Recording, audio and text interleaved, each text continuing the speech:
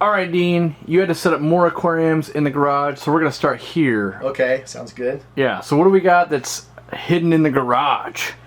So, okay, these are all from Peru this last summer. Yep. When we collected. So we start with the little, we've heard them talked about a lot, the little blue tetras. Let's see if I'll just turn this on if you can get the, oh, they let it burn out. Oh, no, they didn't. So they get the little flashes of blue on the side. Yep. We had caught about 150 of these, and these are the survivors. Mm-hmm. Down on the wood, I think you remember we're in that river that you sat down in. Okay, yeah, remember? I showed the corridor substrate. Yes. Cue Jimmy awesome B-roll here. Exactly. Yep. These are the lanceolatus, and I normally wouldn't have kept these, but I love that high dorsal fin. Yeah. And so I'm not really intending to breed those. I mean, if that happens, it happens. But more just to keep them. Yep. And so, yeah, so this, keep in mind, this was and still kind of is a quarantine tank. Well, I get space in the room. Mm-hmm. The few catfish, we'll talk about them when we get over here because there's bigger ones in this tank. Okay. So in here we just have the little blue tetras, what's left of them, and the lanceolatus. Okay, and they love to be on wood all the time. Makes sense. Over here, we've got the same cories. These are CW97s, which I believe are a relative of the orange laser. They look like you can see that little bit of the little bit right near the head. Yeah. There's one. What do we call that? A twig cat. Yeah. And then there's a couple different varieties of knife fish that you can see the three. Yeah. And if you're up for it, no, I gotta go. Sorry. I'm gonna throw a little bit of food in there, and the other knife fish will come out right away. One is hiding right in here. Oh yeah. Look at that little guy. I think he sees you open the fridge. He knows. He knows when the fridge opens, food comes in. Can we do an MTV Cribs your fridge? Yeah, maybe. Your freezer? Yeah. So I found I can't just drop that in, because then the catfish just surround it. Okay. So in this case, I call this the wafting it around. The swirling effect. Yeah. And this was what, brine shrimp? This is frozen brine. Yeah. Okay. They do bloodworms too. The reason I'm using brine right now is because it sinks quicker. Sure. And see, he's out immediately.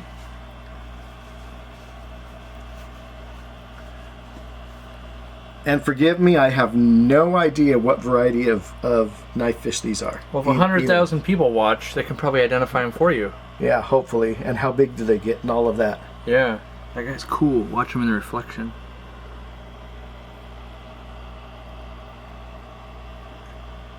Which, these are so sensitive, you would think these would have had the problems coming back, but they were troopers. Right. And you see how he just sucks that food up. Mm-hmm. He'll occasionally touch other fish. Now, I've heard knife fish have a little bit of a charge.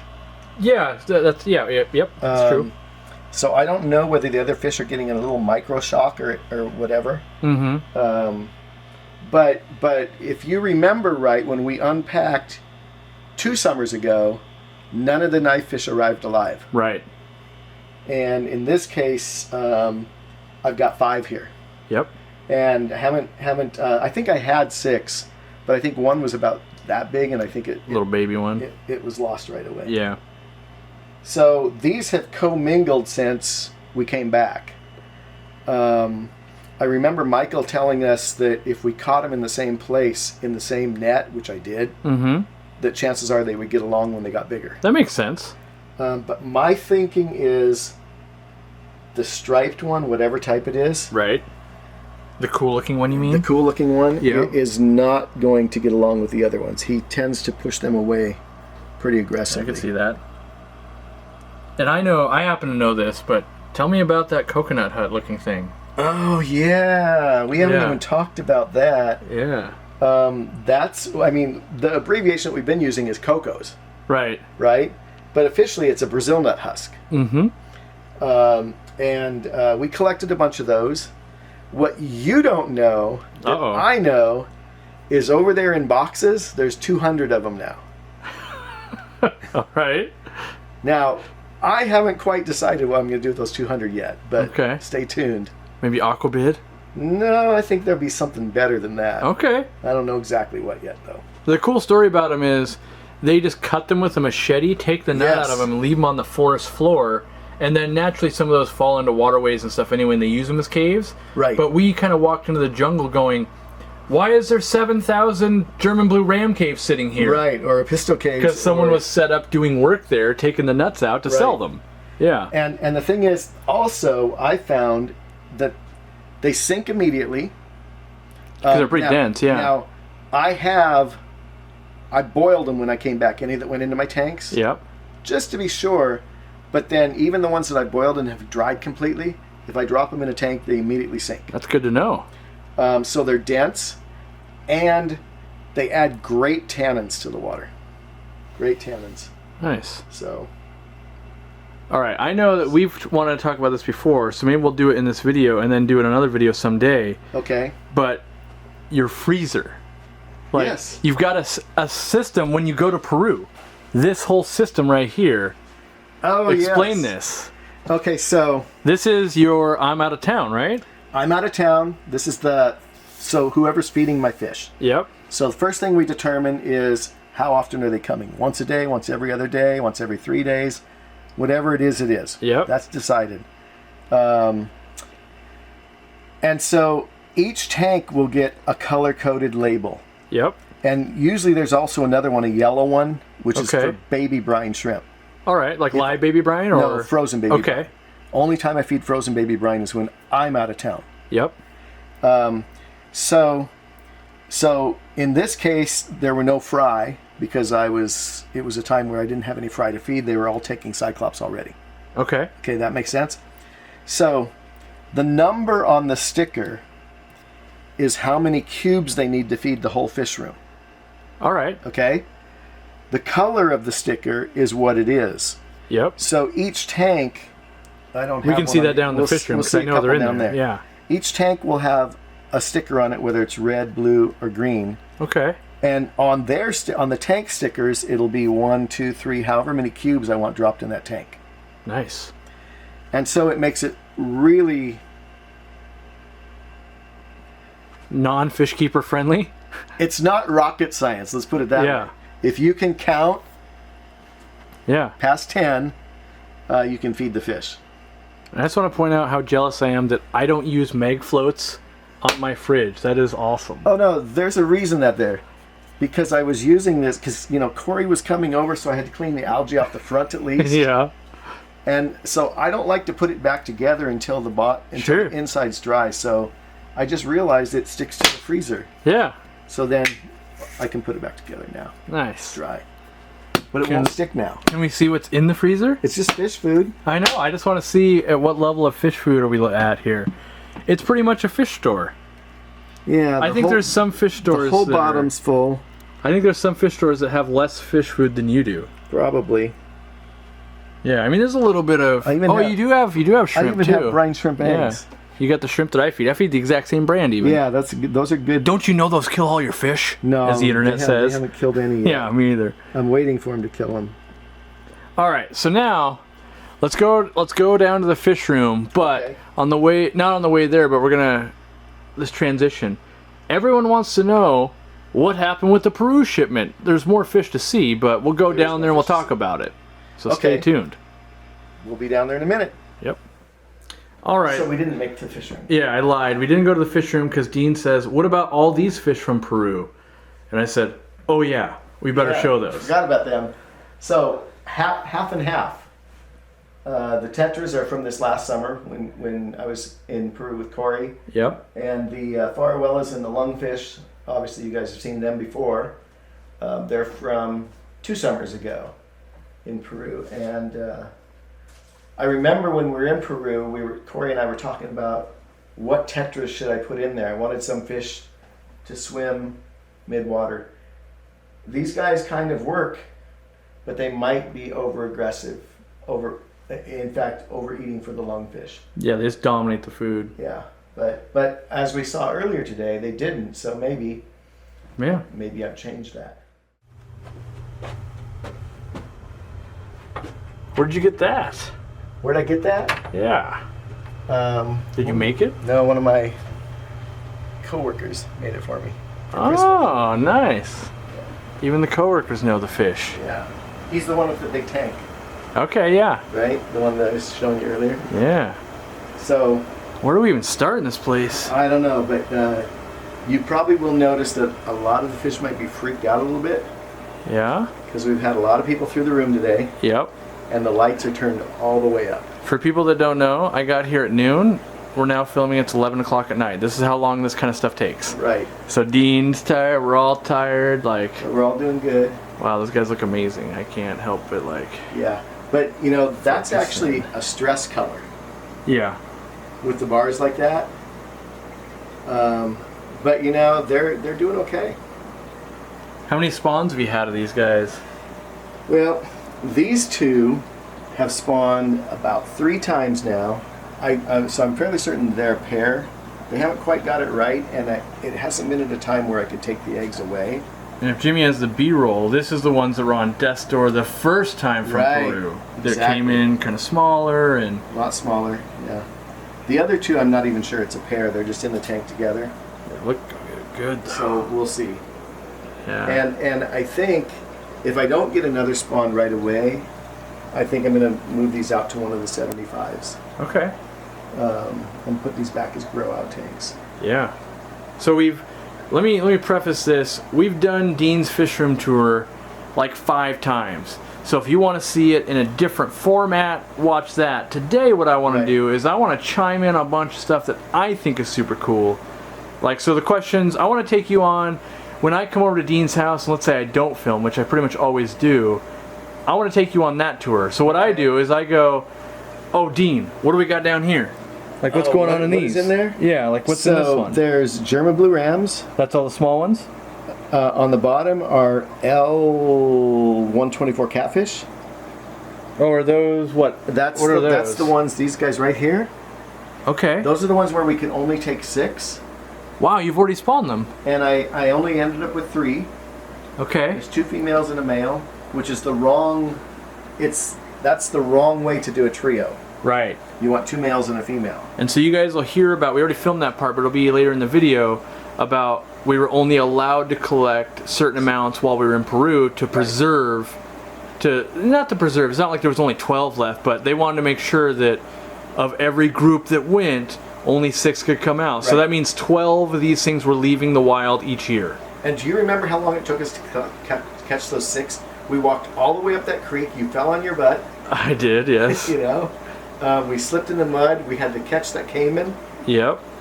And then we had to carry him back in buckets of water. Through the cow pasture. Yes. The worst part is that I can't stress it up to people. Once you catch all the fish, you have half-filled buckets of water you're trying to travel miles back to a van with. And if you remember, that's right when the rain started. Yeah, on the boat. And we were on the boat in a downpour. That was the boat. That was where we caught those all fish. That to get these. So now we actually have babies of it. So now you can bring that. So this is, I want to point this out. You'll see this later in the video, how we're talking about collecting fish in the wild versus keeping, not doing it. Is it right? Is it wrong? So we took 6. 3 made it through shipping, which you'll hear about that. And now we've got those 3 plus at least 10, 12? There's probably a dozen in there. There's probably a dozen in here. Oh, wow. Okay. These are black auto babies. There's only a few. Wait, did you get those out of Peru too? No. Okay. No, we got those somewhere else. And then I've also got some that are a little bit bigger. There's just a few from the very first eggs I pulled. You can see right in the back here.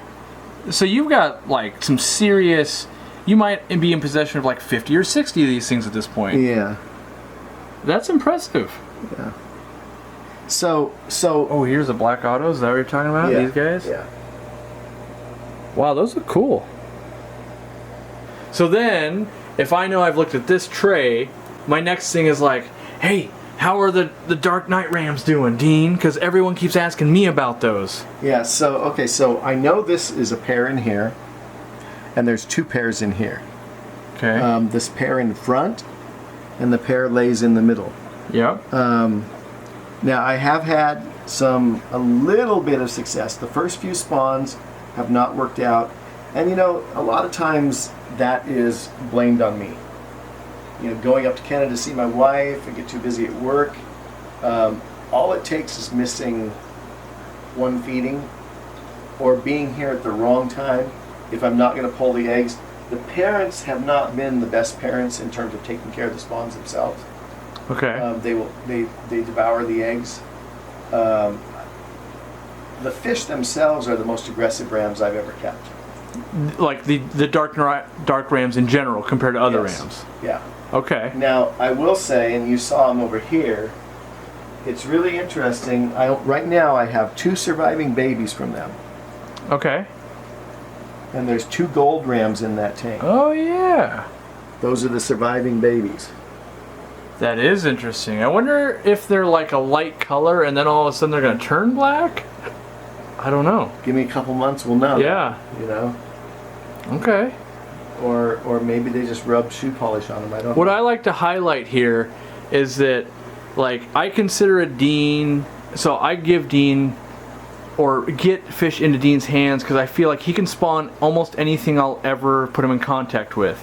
So when Dean is struggling, I basically know I'm never gonna spawn those. That's what I know until Dean figures out the trick or he makes them hardy or whatever it's gotta be. Right. Like when I can come in and I can just see fry everywhere, and you start looking at tanks of like, wait, all those are ready to go to my store. And like he breeds so much that when I watch him struggle on something like, how many rams have you probably sold to stores over the years? Like 10,000? Probably at least. Yeah. Yeah. So a guy that just like raised them to sellable size 10,000, and then he's struggling to get 2. They're squabbling right there for. Yeah. So this is territory. Yeah. The female in the back. Yeah. If you get a shot, her breeding tube is down. They're ready to lay Oh yeah, eggs. I can see it. Hopefully Jimmy Right? can punch in and. Yep. Ovipositor. Yeah. Yep. Yeah. So they want these guys out of that tank, out of their way. Yep. This female has become submissive. Oh yeah. She's just sitting there, Yep. right? So she's kind of they're all stressed out right now because they're all squabbling. Yes. Yeah. Yep. So she's like, okay, I'm not going to fight. I'll stay away. Yep. And if you've watched your video, which you can watch on how to breed rams, you've got the small little stone, you've got the saucers you use, Right. You've got the Java moss so that the fry can raise. Like, we'll link to that video on how you crank out rams like nobody else. Right. Yeah. All right. So they are definitely squabbling over. She's ready to lay right now. She wants everybody else away. All right. So then I always go, what's new in the fish room? That's my next question, because you buy stuff all the time and never tell me. So I'm like, wait, what do you got going on over here? So what do you got going over you here? Feel like getting on a ladder? I always love to get on ladders. No, you don't. When I got on a ladder last time, I was scared. So these are the fish that Jimmy made for Oh yeah. The Betamacrostoma. I'm fairly certain that the male is holding eggs right now. Yeah. He definitely didn't come out and eat, and the female ate all the food. Right. Yeah. These are another fish I want to send home with you because those sell. Were we selling them at 200 a pair? Is what we were selling them at? 250. Yeah. And we sold them out. And if you can crank some of these out, again, that's a fish we can offer.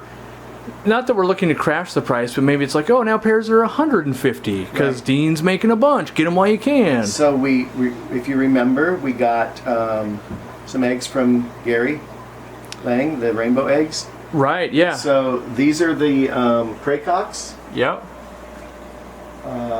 They're starting to spawn. I pulled the first mop yesterday. Actually, I shouldn't say they're starting to spawn. These guys start spawning when they're about 1 inch long. People just don't realize it. Yeah. Okay, so but I like to let them get a little bit bigger, so I get a whole mop full of eggs. Yep. So I raise 400 or 500 at once. Yeah, that's how you end up. These aren't the same ones, but that's how you end up with tanks ready to go to my store and sell. If you think about it, I mean, they haven't always been in that tank, but your store has probably taken 200 of those. Yep. At various times, and there's probably another 50 in there. So are those ones from the Gary Lang line, or these are the other line you had? This is my original, Okay. which I'm pretty sure was his line too. Right. But we bought them at the auction just to make sure. Right. So And- now we for sure can attribute Yeah, that it's his exactly. line. Yeah. Up here, these are the Pygmaea, Yeah, these are the ones I forced you to buy, essentially. and there are eggs in the mop. I'm going to pull that tomorrow. Nice.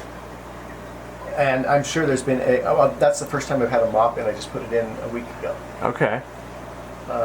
There's one lone pencil fish, the poor little guy. Doesn't quite know what to do. Yep. I wanted to show this guy off because I thought he looked super cool down here. The electric blue ram, and just, did you make this whole, like, No. setup, or? You know what? We'll link to who made it. I'm sure he's a member. I think it's the guy that does. I don't want to say it because can't remember. I think it's Pleco Caves Online. Sure, yeah. He's an online seller, sure. Yeah. We'll figure it out. So, yeah.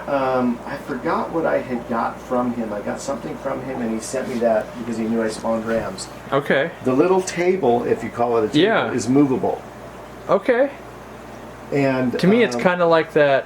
It's like you using that little the saucer or the stone, Oh, I and then don't the have these. flower pot on the half flower pot. Yeah. Right. It's So- just a different. It's a commercial version of that. Right.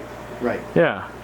Made out of slate rather than something else. Mm-hmm. So that kind of takes care of that side. Give me an update on the zebra plecos. I feel like normally we never talk about your zebra plecos because it's always like the last tank, and then we're tired, which we're tired right now. Well, but what's going on? We're still growing them. I just redid the tank.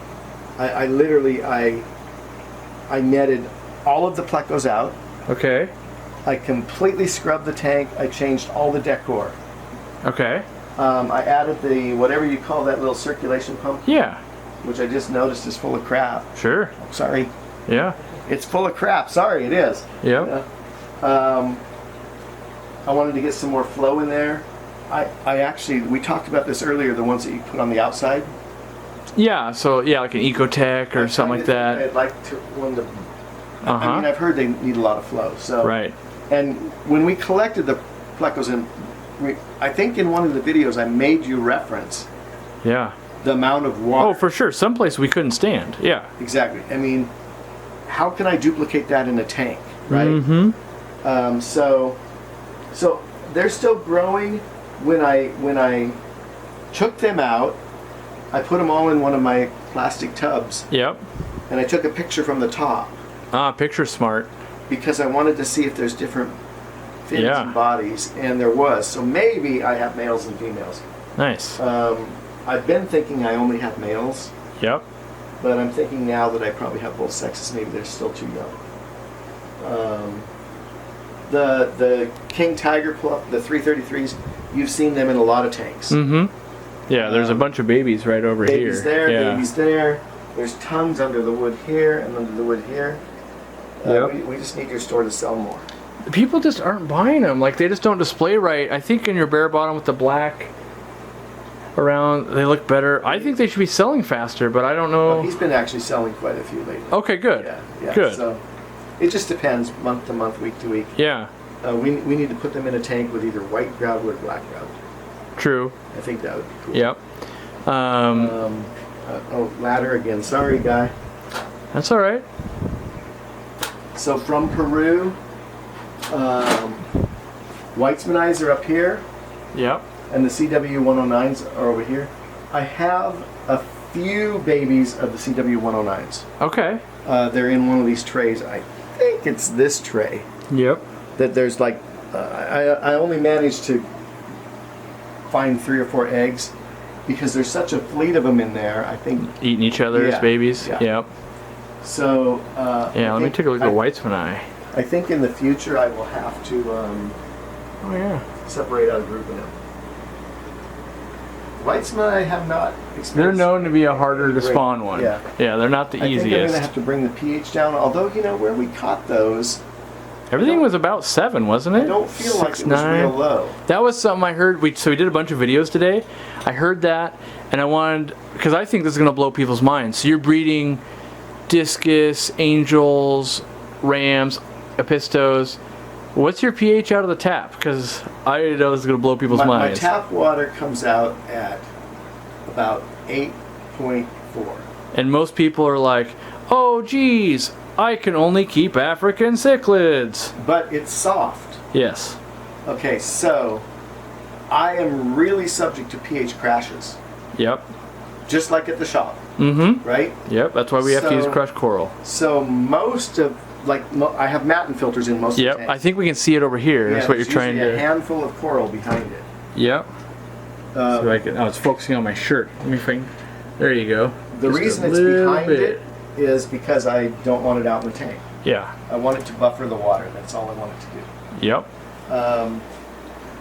So, you know, if I don't do that, my pH, it will drop, and it'll drop to like 5 easy.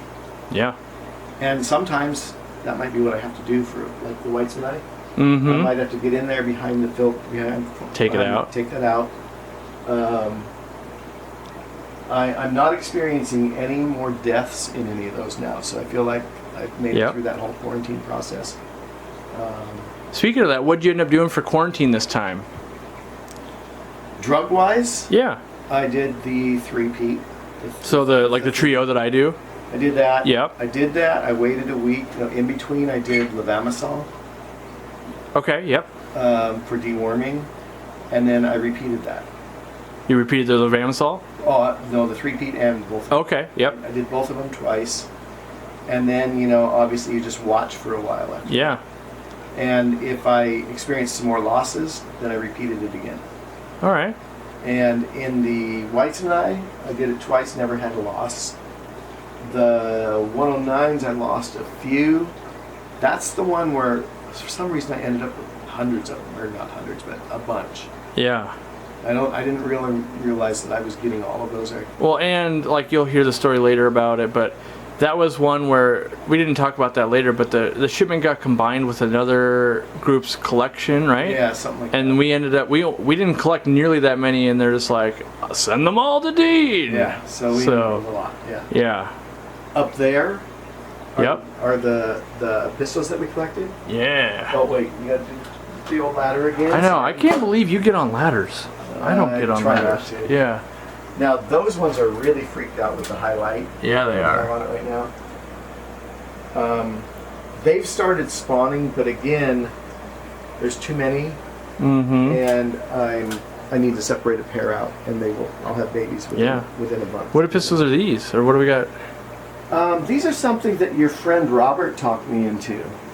Are they the wild rams?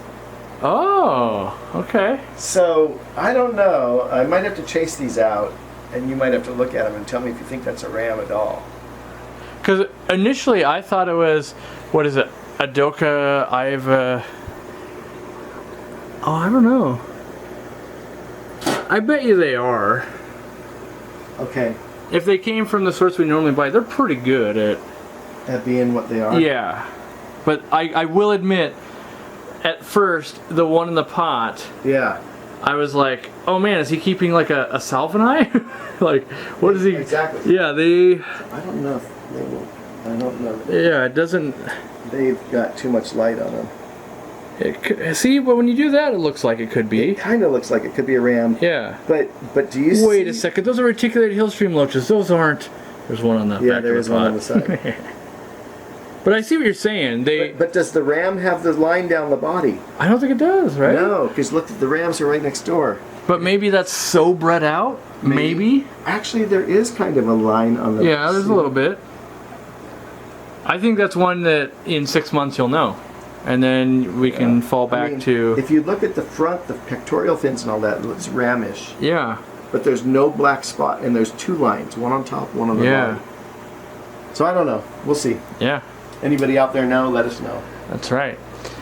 So now I wanna keep throwing you under the bus as much as I can. Oh no. That's what I like to do. Wow, this tank is really hot. How hot are you keeping this tank? I just put my arm against it and okay. This is where the zebras are. Right. Every single day of my life and through email, people go, how do I get Dean's angelfish or rams? Is there any way? Because I tell them you can't. No, they can. Well, besides my store. Oh, well, then maybe if I sold to another store, if they shipped them. Yeah. Yeah. Right now, I am not shipping. Yep. That's not saying that someday in the future we might. Yep. I try to talk him into quitting his job every day, so he'll ship But fish. they could obviously take a trip to Seattle. Yep. And we have had people do this, by the way. Like, not just one. Like, several people have flown in, picked up a bunch of the angels, and flown back out. Right. And no, you don't get a special Dean's Fish Room tour or anything like that. Like, he's a busy man. I have to ask 6 weeks in advance to get in here. So. And even then, it doesn't always work out like last Yeah, weekend. exactly. Like, you know, stuff's got to shuffle around. You know, like even right now, I'm on the wait list for angels. They sell like hotcakes in my store. And you don't see any fry in the room. There's no right now. fry. There's these ones. If you don't know what we're talking about some of these guys right down here. These really nice red and black angels. These ones are ready to lay any day now. Yep. And you know, after they lay, it's like 3 months till the fry are ready for you. Yep. And I'm trying to talk Dean into traveling the world with me looking at fish. So this is getting harder by the minute. Right. Yeah. Let me know in the comments, should Dean quit his job, and then should him and I travel the world collecting and looking and visiting fish stores and doing all that? Oh, and maybe even eating some fish. Yeah. Because there's, you know, I want to try like Goldie soup and stuff like that. Like, and we had Pacu in Peru. Right. Like, I want to make that content, but I want like Jimmy to film it, and I need like a sidekick. I need more than just me to pull that off, I think. Right. Someone to help plan and research and that kind of stuff. So, yeah. What do we got going on in here? Because I asked you, I'm like, what are you doing with these things?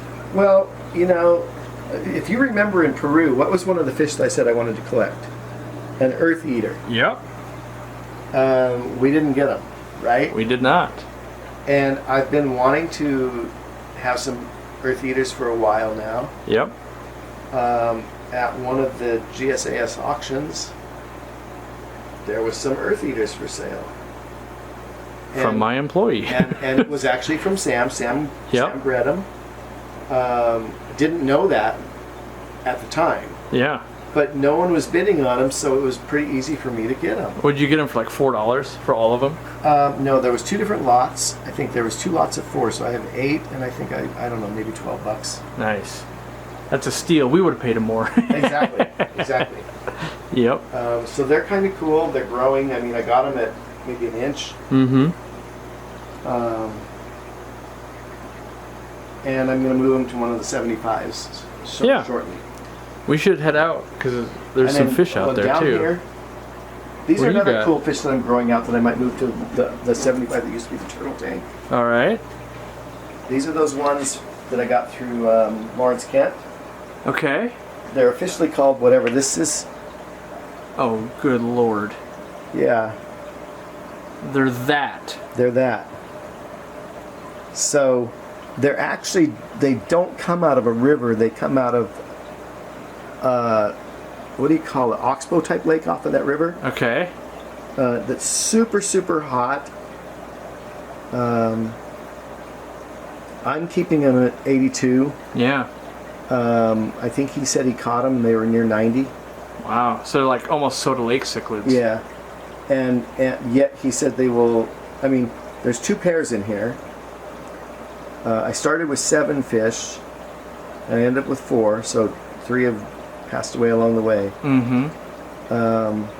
They get that really duckbill looking mouth. Almost like a Williams eye. Similar, yeah. Yeah. And the blue spangling is getting more and more every day now. Mm-hmm. So now I asked you, and I want your actual honest opinion here. What do you think? So you bought, the minute I brought the Zis filter in, you bought 3 like the first night I announced it. Yeah, You've installed 1. I knew the price was going to go up. The price didn't, well, the sale ended, but the price hasn't changed. Ended, right. So, you know, I got to take advantage of the sale, right? Yeah.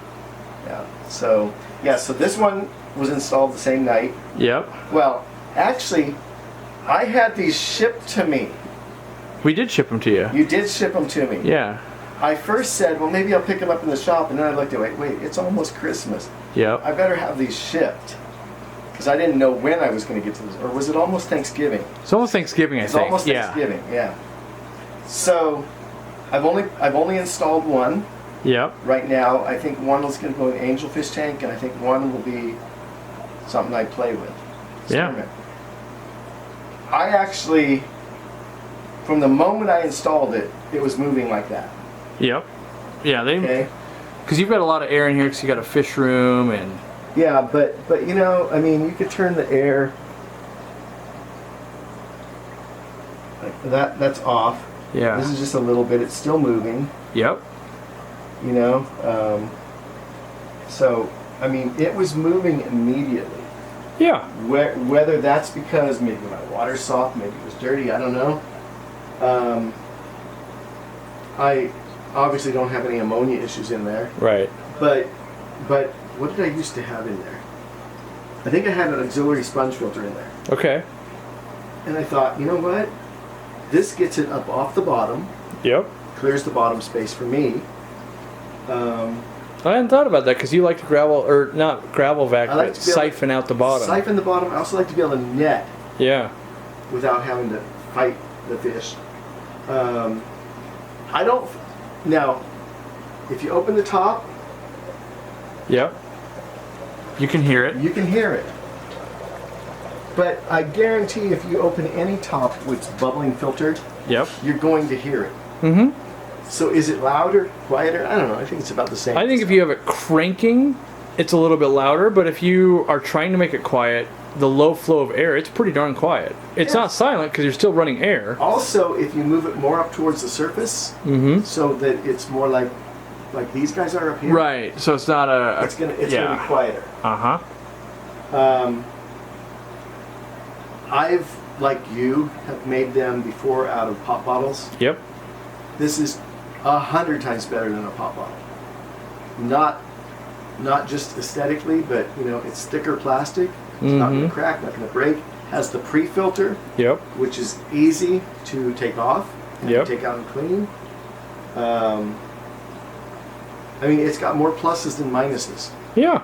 And if you're going to compare it to any DIY one, okay, let's just say, how much is your time worth? Right. So these angels we shot a video with earlier today. This is true, yeah. How to keep angelfish. So if this video is out before that, we'll come back later and link it, but you can get all of Dean's tips. Well, it was mostly how to breed them and keep them. Kind of a little bit of each, yeah. Yeah. These are the, what are we calling these? The red kois, I red guess? koi angels. Even though they're, like, at this point, they're getting so red and black, because that's what we're trying to do. We're trying to get them all the more white like out this of guy it. right here. Yeah, that guy is kind of a winning specimen. This guy's a nice one. Yep. He doesn't have as much black on him, but... The females have been tending to have a little bit more lighter on the sides for some reason. Yep. But what I've been doing every generation is selecting the most colorful ones at about dime size, and then growing some of them up. These ones are all breeder size. There's too many in here to actually breed. Right, you're just selecting to move. And... Well, you can see these two right down here. They're sparring for territory right now. Yep.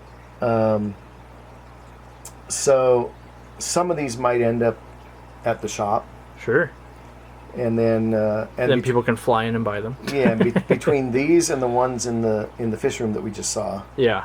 I'll end up with lots of fry. I'm planning on. One cool thing I want to point out: you cut tiles or something down here, right? So that's kind of a cool project. So I'm gonna do more of this in the future. I actually like it because I like the bare bottom. Yep. Don't necessarily like the algae on it, but I haven't put a pleco in here yet. Uh huh. But you know, a good bristle nose will have this clean tonight in a day. Yeah. Right? So what I did is the tile from Lowe's or Home Depot, I can't remember, it fit front to back without any trimming at all. Nice. So it's 2 feet long, it's a foot wide. Yep. This is a 30-inch tank, so I have 2 pieces cut on each end. Okay. They're literally just setting in there. But it's after I put it in there and before I put fish in, I squeeze some sponges out to find out where that debris would settle. And then I pulled these up with Ah. suction cups, and hardly any was under the tile. Yeah. Because my tile is so tight front to back, not tight, but snug, Yeah. that it's sitting right down on the silicone. So it's like a seal I think it's almost. sealing a little bit. And even these, the smaller pieces, I had to Yeah. round the corner Okay. to make it sit down on the silicone. How much did this cost you? Like the tile, if you will. Like, They were $4.99 per tile, so this is 2. okay. Because I had to Yeah. one and then one out of here. It's not bad. And now I just bought some other ones, the same tile or maybe a little bit different color, Yep. for $1.99 on sale. Nice. So I'm gonna attempt to tile that tank next. Yeah, with the angels from the first Peru trip, right? Yeah, yeah. Yeah. Still And- no spawning out of these guys? I've had a little bit of sparring activity, but I haven't really actually, to be honest, tried to spawn them yet. Okay. I should, but there's a lot of stuff going on. Right. You got a lot of things that Yeah, you should be trying to spawn and Right. trying to quit your Right. job and right. Exactly. and then up top you've got, so these came to you from me, Right. the 397 Plecos, which right under the wood they don't look that amazing, They but don't, but these are really if you pretty. check out your Instagram you can see some sweet pictures of them. Yeah, one up there, upside down. Oh yeah, there you go. If you get this shot on the back glass, that's going to be the best fin shot. Oh yeah. Jimmy will get better shots than I will. Yeah. These are a really cool Pleco. Super desirable, Yep. and hopefully we'll have fry soon. Yeah, that's why. So I spent a lot of money on this fish, but I really want to make sure it gets bred out and that type of stuff. So that's why I gave it to Dean. We talked a little bit earlier. This is one of the tanks I want to change up. Yep. When we collected the Plecos off the boulders. Right. So what I want to do is I maybe move the wood down. I want to build a stack of boulders and somehow get some current really flowing through it Yep. so that they go in there. I might even hide a few caves amongst the boulders. Yep. I don't know if I would need to, but it's not going to hurt, I don't think. So this is one that I've thought about it for a while now. I thought, you know what, I got to try it. Mm-hmm. And without trying it, I won't know. Right.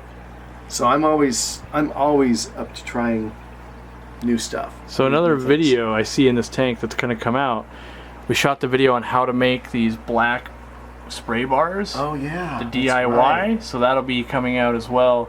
Check the channel. We'll probably put a link at some point. But yes, that is coming. Yeah. Alright, so now other fish I brought to you, Shodenai puffers. Yeah. Looking Now- fat and sassy. Keep in mind, these are the first puffers I've ever kept. Really? Ever in your life? Yeah, I think I've kept some pea puffers one time before. As a snail killer, probably. No, I think it was just something I thought that was cute. Okay. It didn't work out. It didn't. And, Yeah. And now you know that I don't have any snails in the fish room. I know. That's why I assumed you got some to get rid of them. No. Okay. So these are pretty cool, pretty tame little fish. Yeah. I love the yellow tail when they spread it, Yep. but they're very tame. Another guy. Oh, look at On Cue. Yeah. So tame. It's Preston. Yeah, I think Preston or Preston Blake. Yeah. Preston John. Preston John. Yeah. Yeah. So he's bred them, Yeah. and I took some pictures of these, and we're pretty certain that I only have females. Yep. So anybody have a big male, I'll send them rams. What about angels? I'll send them angels. Yep. That's how you get his fish. You get a That's how fish Dean you gotta have wants. something that I want. Yeah. I need a male so I can try to breed these. These are all breeding size already. Oh yeah. And the coolest thing I think about these puffers is the eye. Yeah. A lot of people email me and ask if they have cataracts or Now, I don't know what they have, but they just have a special, eyes. like, I call it the spider eye. Like they've got Yeah. a billion little, like, it's got a special glaze on it that I think that's what lets them see so far outside of the tank. Now, in this tank, this should be a Jimmy. We got to get Jimmy in here. Okay. Jimmy. We need the expert. Jimmy. Okay. In here, in this tank, in plain sight, there's 2 Plecos that are about that long. In here? In here. From where I'm at, I can see both of them right now. I can see one. Wow, he's beautiful. Can I point him out? Yeah, because I don't see him. He was, yeah, you saw my Instagram. Ah. Yeah, you can see zoom up on that. There you go. You can definitely see it like that. Where the other one is? Is he visible? Wow, that's amazing I if he think is. so. I don't think he is. So up He's here. probably right? down here. Yep, there's he's down one, there. yeah. He's down there. Ah. So Dang, that one looks cool. Where's that one from? these are both from, these are wild caught in the Amazon That is right. From the first trip. from the first trip. Yeah. On the big river, yeah. So they're pretty cool, but they found where they can stay out of. Now, I will say, I first had these Yeah. in here, Yeah. but they were getting nipped pretty bad. Which is crazy because I had them with the leopard frogs and it was no know. problem. I know. Yeah. They were getting nipped pretty bad. I don't think they've killed a couple of the cories. But they look fine now. But now they do. Yeah. They figured out. You can see this cory how its Yeah. tail's been nipped once. But these Plecos, I put them. These are wild. Uh-huh. They figured out how to get out of the way really quick, Yeah. and they're not getting nipped. So or maybe it's just the color of those. I don't know. Something. It was something. They were getting nipped, and I'm like, okay, I can't let that happen. Yeah. That's too expensive, right? Watch $1,000 kill another $1,000. Right. Exactly. Yeah. So And then these are babies from Preston, right? these guys in here, yes. Yeah, so again, these were flown out and brought to you. Like that's Right. People always want fish shipped, but when you're dealing with fish that are hard and rare to get, and maybe that's something I should talk about is He hand carried them. right, in general, rare fish get hand carried. Like I brought stuff back from Vienna and like everyone wants things to be shipped for like $40. Like my guppies from Vienna ended up costing me $500. You know, and it's because I had to have an extra check bag and there was all these fees and like all this thing kept happening. That's what it takes to get, like I bought those fish for $500, then I drove them back Right. from Wisconsin. Right. Like Remember that. there's a lot of stuff that goes into collecting some of these crazy rare fish. Battery operated air pumps, Yeah. right? Yeah, I had operated air pumps and we were doing water changes and everyone just goes, well, can't you just ship me some? And it's like, not really, because one, they're really expensive, and two, they won't make it a lot of times, and three, you got to really know what you're doing when you receive them. Like it's Right. a lot of these fish, I guess we go through a lot to get them, whether it's collecting them out of the wild, whether it's paying a lot of money and then driving them or flying them to the next place by hand. And you know, I mean, you know, you never know if you're going to spawn them or not. Right. When you get It's them. all an investment that you hope pays off. I mean, you know, it's like these are all 3 females. Yep. What if those are all 3 females too? And now it's 3 years later and It's we're 3 years, still yeah. trying to find males. Exactly. Ooh, I wanted to bring in a thing here. We didn't bring it in the other room, but the stickers. Oh, that's right. So 3 bloodworms. 3 bloodworms. Is red. Now, keep in mind, when those stickers went on these tanks, that's not what was in them. Right, okay. Okay. Because you change them when you Like- go out. Yeah. So this would have been 2 brine shrimp, Yep. 1 brine shrimp, Yep. um, Yeah, one. 1. Yeah. It makes it an easy system. Yeah, it's pretty simple. Yeah. Is there any reason that you don't have a pre-filter sponge on that intake? Yes. What's the logic? They didn't have another one. Oh, I should have brought you one, is what you're saying? Yes. Well, I was gonna, at first I was gonna put one of mine on. yeah, one of big the extra big ones. But I wanted this to suck low in the tank on Yep. purpose. And I'm kind of thinking of also building rocks around that. Oh, okay. So I might not put a pre-fill. I might just let it, Yeah. the rocks put around it. Yeah, because that one to the right is one of mine. That Yes. coarser one. Yes. Yep. Which that's another thing too, is I intentionally made them coarse for big canister filters and stuff like this. Yeah. So that they don't restrict flow. Everyone's like, they're gonna restrict flow, and it's like, No. I designed this product. They don't. Yeah. You know, whereas this one that you're buying is a much finer flow. You Right. know, but it's a much bigger sponge also, so it takes longer to clog, and like Yeah. a lot of I guess what I'm standing up for is a lot of people like, I tried a sponge once, it clogged, and it ruined my filter. It's like, well, you bought the wrong one. Like these, I'm a guy that uses these and design them to not clog. So you got a giant auto there. There's a really good shot. Oh wow, There's wow. a really good shot right there on top right now. Yeah, I didn't even see those. Yeah, these giant autos. And then if you look in the crevice of the wood, you see the head of a woodcat right there. Wait. Oh, I do see it. See if I can Yeah. light him with a flashlight. Yeah, he's right there in the crick. Right in the crick of the wood. Yeah. All from Peru. Yeah.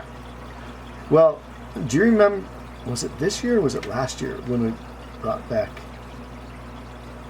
I brought back, it was last You brought some each for woodcat. This year they didn't make it, but last year they did. Oh, okay. So, I don't know how they ended up in here. Huh. I mean, I probably brought them out with the Corys or maybe with the giant autos after quarantine Yeah. in there. And I forgot about them. But they Yeah. were only about like that long. They were tiny. I want you to settle a debate for me. Yeah. So there's a guy that's been battling me through email about this pre-filter sponge. Mm-hmm. I say I have had them on hang-on backs and bred shrimp a ton and never seen a decline in my colony. No. He thinks it's too coarse. It's the #1 shrimp slayer in the U.S. Like, he's like, so he downgraded to a much smaller sponge to prevent any baby from ever getting sucked up. Now, my logic is, based on the way this is, the suction is so far away because of the sponge all the way around it that the shrimp would have to intentionally like crawl its way in there. Crawl in, yeah. And so that's not, it's not 100%, but I'm going to put it at like 98%. And like, I think you're going on a corner case here, you know, and the guy would just not, he would not believe me. It also depends. I mean, if you're using an Aqua Clear 1000 or 700 or, no, Yeah. 100 or 70, Yep. they both use this size, right? Yep, they do. If you shrink that down, you're eliminating your filtration area or your efficiency. Well, not only that, you're also, if the sponge is really small, the flow is more concentrated. You're actually sucking harder You're against sucking it. harder, and it's also going to plug incredibly fast. Yeah.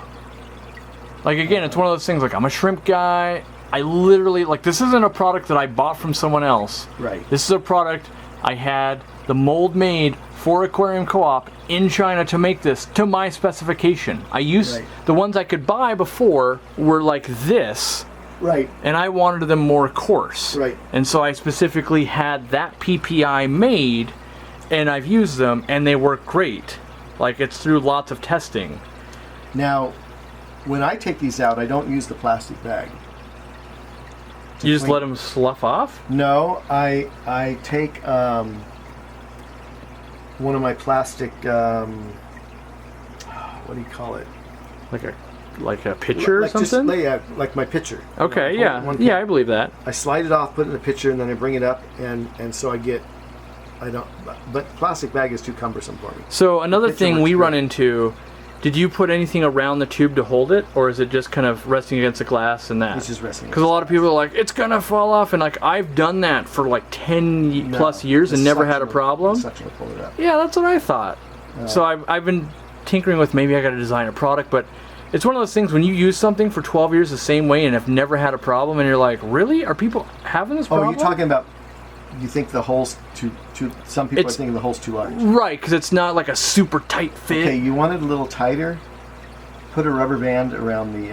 Yeah, you got to replace it like every 3 months because it'll get. Yeah, but Yeah. just put a rubber band around the tube. Yep, and friction fit. And friction fit it'll go on. Yep. But I don't do that. I just push it on there and it stays on there. Yeah. Never had one fall off. Me either. So Yeah, it works out well. All right. Anything else that before we don't want to spoil everything. We got to come back someday. Yeah, maybe there'll be more to see. Well, I guess from this point, now you guys will hear the entire story about the unboxing and all that kind of stuff and how that went. Right. And this is already a long video. It's already going to be like an hour, so. An hour? Yeah. Again, past our bedtime. remind Dean, quit your job, travel the world, let's go look at fish. I want to see how they do it in every country. I want to visit every fish store. I want to do meetups. I want to do all that kind of stuff. And I'm just looking for someone to come with me, really. There you go. So, what happened with the Peru shipment? Why haven't we seen the unboxing? Dean. So, it's a long story. You've heard blurbs of it here and there, I'm sure. The unboxing in reality was a real bad mess that in reality we shouldn't be showing on video. The fish ended up sitting in Lima, Peru for 4 days, out of anybody's control other than the shipping company. Felix, our helper and guide, couldn't do anything. Michael couldn't do anything, and we couldn't do anything. They were basically out of our hands, out of our control. While it sat there, I was in touch via email. Because you were the person that was importing them because you had the permits. I had the permits. Yep. I spent the $1,700 on all of the fees and shipping expenses, and you pay by weight. We were shipping 6 boxes. I know I had been in touch with you about what's going on, and the other guys, and they basically just they missed the first flight on the first day that they should have been out here. They would have been here in under 36 hours. After they missed that flight, the next day there was some problems with the government and drug testing on a plane. They had found some drugs on a plane, so they basically shut down all the shipments while they checked everything. They missed that day, and then the next day they didn't get cleared to leave from customs. So basically they sat there. At that period of time, the temperature in Lima was 50 degrees, and pretty much everything that's air freight is outside. Yep. Especially, or in an outdoor warehouse for any better words. So. Yep. And we weren't using heat packs. So I remember I had not talked via email with the shipper about let's cancel this shipment rather than spend the money. Because I didn't want to unbox a bunch of dead fish. Right. Because I know what's happened to fish that are tropical that get exposed to that for that long. So they apparently opened one box, shot one picture, and said all the fish are alive. They did only open one box and went ahead and shipped it. Because here's the thing, he didn't get paid unless he shipped that shipment. Yep. But it's my money he was playing with, and he shipped the shipment. When we opened them, we had a bunch of bags of putrid water. Yeah. Very few survivors compared to the number that we started with. I would say about one fifth of what we shipped survived. And that's why you didn't see a lot of, we unboxed this, we unboxed this. You saw what we caught, because we have videos of the room where we showed what we caught. What we caught and what we have left is not the same. Yeah. That's the story. Yep. And it's not really anyone in particular's fault. If anything, it's government and drug lords, probably. Maybe. I just don't think that we it's easy to point fingers. I mean, they were pointed at everybody. They were pointed at you at one point. At one point, it was at me. Yeah. And it's easy to point fingers, but sometimes things just don't go right. And they didn't. And I think the best thing to address here is the people that are like, well, you should have never taken them out of the wild to begin with. I know you can breed fish and that kind of stuff. I'm not sure that necessarily has merit. I mean, there is a whole should fish ever come out of the wild, shouldn't they type of thing. But I don't think of the naysayers that let's say we're going to have, they wouldn't exist if, they would have shipped in 36 hours and then we brought the gold plecos and bred them and the hobby has a brand new pleco that everyone loves. Right. That's a way different tune. And it's not like we were too lazy to do our job. We followed up. There's nothing we could do. Right. So it's one of those oh. And you could say, is there anything anybody could have done? Maybe, maybe not. When you're stuck in the middle of all that bureaucracy, you're stuck. When the government just says nothing's moving till we're done investigating, what do? You can't do anything. Taking fish out of the wild, it is done every day. Mm-hmm. Whether it's a food fish. Yep. Whether it's a... well, a lot of those fish on the last trip you saw they were being caught to be eaten every day. Right. Yeah. Whether it's a saltwater fish, they're taken out of the wild every day. And in my case, I've only caught fish in Peru twice now. Let's use the creek, small river, whatever you want to call it, that we caught the gold plecos. The gold plecos for an example. So we're in that creek. We probably worked, I'll say 200 feet of that creek. I think that's being generous. That's being generous. Yeah. Yeah. Okay. 200 feet of that creek that we worked. We didn't turn over every rock. Nope. Not even close. Most of them we couldn't turn over. Yep. We got wet. We caught, I think we had, if I remember right, we had 24, 25 of them, something like that. Yep. Maybe 26. Yep. And we spent maybe 2 or 3 hours getting those. Do I think that depreciated the volume of fish in that creek? I think it's like a drop in a tropical rainstorm. Yep. Obviously, not all of those fish are just in that 200-foot section. Yep. They're probably all over in that creek. I know for every one we caught, there was 70 that easily we got couldn't away. even. Yeah, they were everywhere. Yeah.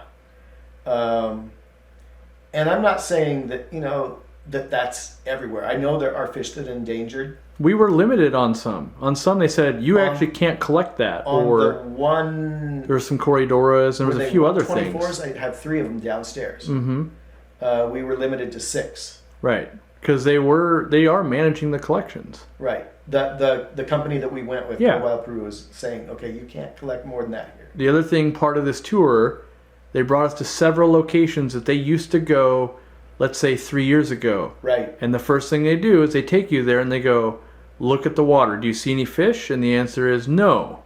Right. And we have clips of that. Maybe we can cut it in of when I was shooting, there was crocodiles and turtles and there was no fish because the mining had killed every single fish that was there, even though they could list all these super cool fish we wanted in the aquarium trade from that spot that they had collected 2 or 3 years ago. Right.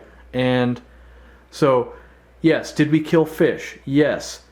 Are they maybe 2 years from being gold mined and killed anyway? Maybe. Yeah, maybe, yes. Maybe. That's a legitimate thing. So you could make an argument that maybe we're not the worst people on the planet and we were getting those gold plecos out before they'd never exist anymore. Right. And the other thing I would bring up there is one of the reasons that we named our different rivers Butterfly Creek or whatever. Cheese Creek. Yep. Is not because that's the name of the actual creek. It's because there was one, I think it was the Whitespinai quarries, where they had collected them 2-3 years ago. Someone had posted the GPS location of that. Yep. And another collection company, let's say. Yeah, or an exporter, someone. Company came in and they used Rotone, I believe it's called. Is that right? That's the word sounds right, yeah. It's the poison. Yep.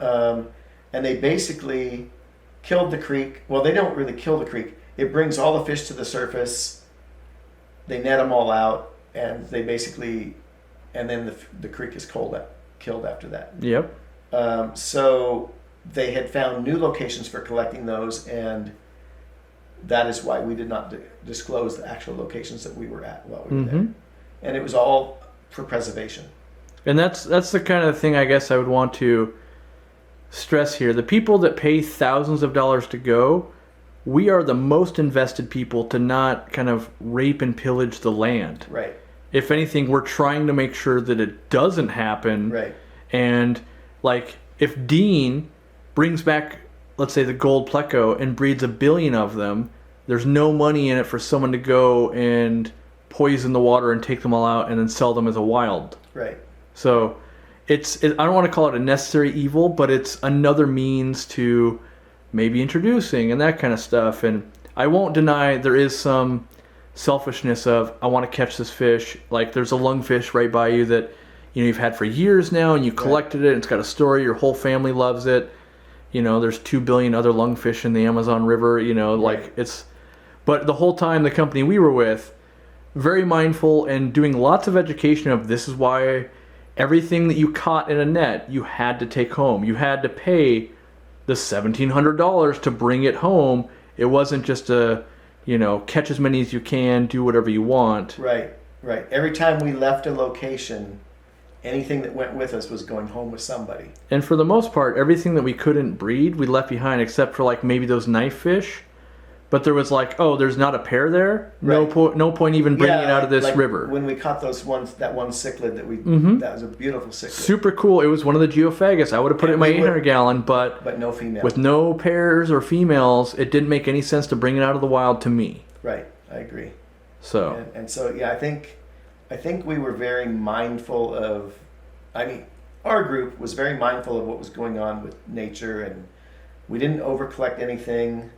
There were times when we got back to the car. I remember specifically one time where the river was a half a mile back there, and no one claimed some certain fish, so they had to walk back with a bucket and release them.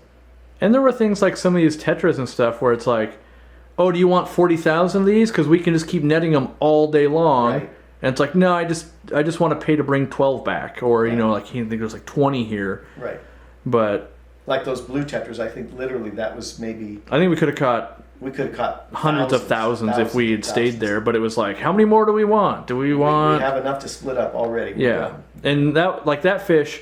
So when we say we started with like say 100 or 150, it's because everyone else on the trip wanted that fish. Right. And I don't believe you were even going to keep any. Your job, you had to import them all, and then you would ship them back out to other people. And that's what I did, except for we only had, at one time, there was only 8 left, and we weren't sure that they were going to make shipping. Right.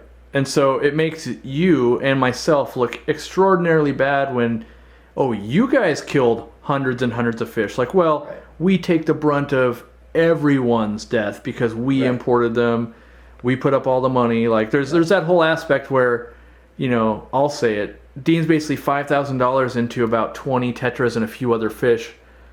That's like, each one of those was only $800 at this point. Yeah. So obviously he's going to take care of them, and it didn't go exactly right, but there's no one to blame. It's not like you can just, I'm going to sue the Peruvian government like that doesn't do anything. And it was so. Yeah, that's the actual story of. We did film it, but it was just like, look, here's some more dead fish, and then we, like right when we started opening it, and there was problems. It was kind of like, just don't even film. Let's just sort as fast as we can, save the ones we can. You'll see them in the fish room. Like I way more survived than I thought. At 4 days in a box, on a tar mat somewhere, way more fish survived than I anticipated. Yeah, I kind of anticipated just about everything being dead. Which we still went and got them, and we were unpacking till like midnight. Like we did everything we could on our end. The only thing that's questionable is like maybe they should have never come out of the wild, but I don't believe that to be true. We didn't collect anything hypercritical. And you got to realize, every fish that's in our hobby, whether it's been tank bred, it all comes from some sort of wild fish. Yep. At some point. So if you don't want any fish to come out of the wild, then you got to switch hobbies. Yeah. Because they're going to come out of the wild. Mm-hmm. Whether it's your fancy guppies, discus, angels, bettas. Well, I believe the correct narrative is not that we should never take fish out of the wild, that we should do it responsibly. Let's show it being done. Let's do it responsibly. And I know next year there's a trip planned where I'm going to visit basically the Cardinal Tetra Festival and the sustainable economy. They literally hold an entire town festival over tropical fish, and that's their commerce, and teaching how to save the environment so they don't go out of business as a town. Right. Like that's people. It's important to those people. It's important to the people. It's important to the world. Like the more that goes on, instead of like let's farm the gold and kill everything. Right. That's a huge difference. Right. So. I think we saw a lot of illegal gold mining. You can't take a left on that road, they'll shoot you. Right. Yes. Right. And most of that is not funded by people that live in Peru. No. That's not saying that those people don't work for them. Mm-hmm. They do, because they make so much more money than they make working anywhere else. But it's funded by other countries. Mm-hmm. And I think that was probably the worst thing I saw there. Yeah. And far worse than our shipment going bad. And I'm not trying to justify something worse makes us not worse. No. But we did have the intention of breeding it and trying to like just bring something good out of it. Yeah. That was the overall intention. Right. And my personal, I went there to film to educate, which we're doing that right now. Even the unsavory part. Unpleasant part, right? Yeah. Which it could have been all, lollipops and fairies going, oh yeah, the shipment came in great, look at all these rad fish. And I think this actually provides a more, think about what you're doing. You could spend a ton of money and get nothing for it, and it's not super easy. We already knew it wasn't super easy from last time for you, and I ship fish 1 billion times a month, and I know things can go wrong, and so, Well, and I think, the whole premise, with Michael telling us that anything you bring back, you're taking back. Mm-hmm. That made us consciously think about it when we're bagging the fish from every collection point. Yeah. And there were fish that you said let's get rid of or send back. I did the same thing. You have to edit right there in your mind. Mm-hmm. And that is without knowing what's going to happen tomorrow. Right. Right. Something better. You might, like, instead of these tetras, what if you find them and they're like solid gold? Exactly. But these still have to come home with you. Right. Exactly. Yeah. So those are cool tetras, though. They're like supersized monk tetras. Yeah. Yeah. Yeah. Do yourself a favor, hit that subscribe button, turn on the notifications. You need more videos like this in your life. We bring them to you every week from all around the world.